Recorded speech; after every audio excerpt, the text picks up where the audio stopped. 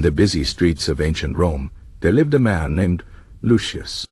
He was not a king or a warrior, but a merchant who had built his wealth through hard work and clever trades. Lucius had everything a man could desire: fine clothes, a grand house, and tables filled with the best food and wine. His life was a never-ending feast, and he believed pleasure was the highest good. Every night he hosted parties where laughter and music never ended. His friends praised him, and his name was known in every corner of the city. But as time passed, Lucius began to notice something strange. The more pleasure he chased, the less joy he felt. The finest wines no longer tasted sweet. The richest foods no longer satisfied his hunger. The loudest parties left him feeling empty, as if something important was missing. He tried to fill this emptiness with more pleasure, more feasts, more games, more distractions, but nothing worked.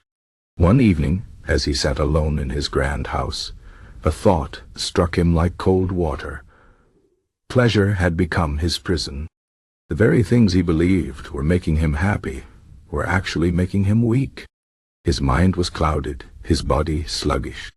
He had spent years chasing fleeting joys, only to find himself exhausted and unsatisfied. It was then that he remembered an old Stoic teacher he had once met in the marketplace.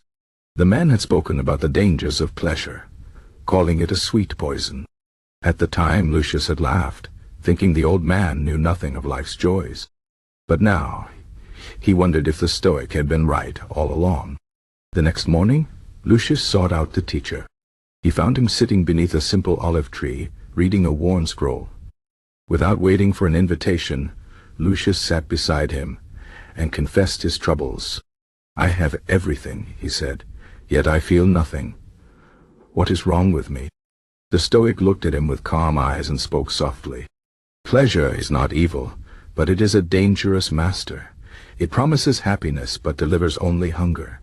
The more you feed it, the more it demands.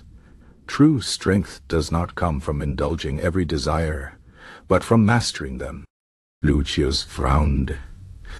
"But if pleasure does not bring happiness, what does?"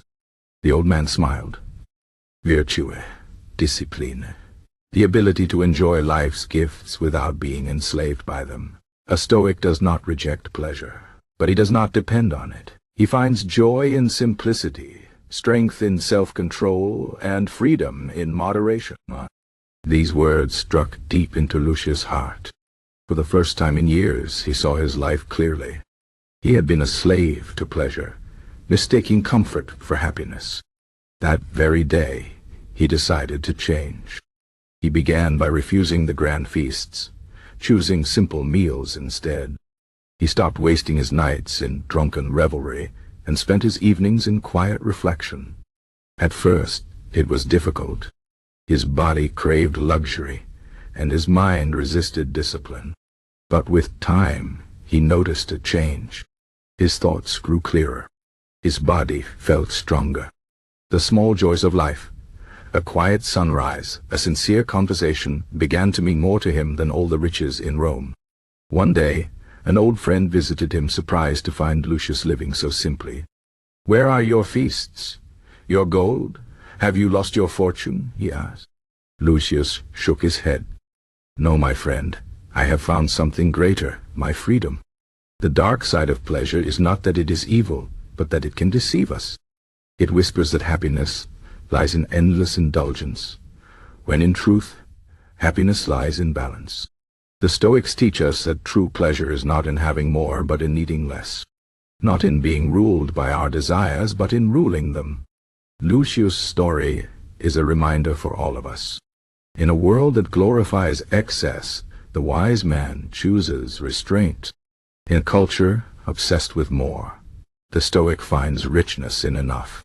Pleasure, when mastered, can be a servant.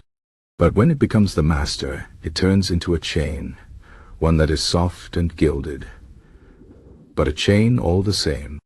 So ask yourself, are you chasing pleasure, or are you cultivating strength? Are you feeding your desires, or are you training your mind? The answer will shape not just your days, but your life. The path of the Stoic is not the easy one, but it is the one that leads to true freedom. And in the end, that freedom is worth more than all the fleeting pleasures of the world.